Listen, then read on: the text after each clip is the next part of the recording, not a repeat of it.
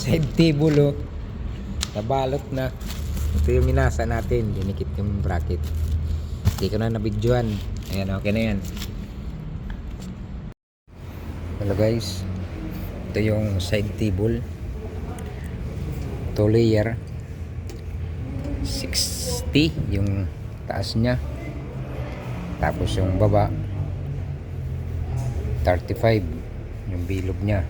Nabasag. Kaya ngayon tayo mismo gagawa ngayon ng pang top niya.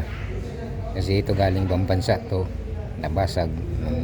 Dumating dito sa Pilipinas. Ngayon Pinoy naman ang gagawa. Nandito nagtabas na ako sa labas. Tara silipin natin.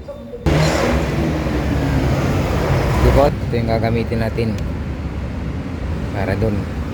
At ito na natabas ko na, di ba? Okay. Ito yung kabuuan niya. Ginamit natin yung 60 by 60. Tapusin na natin.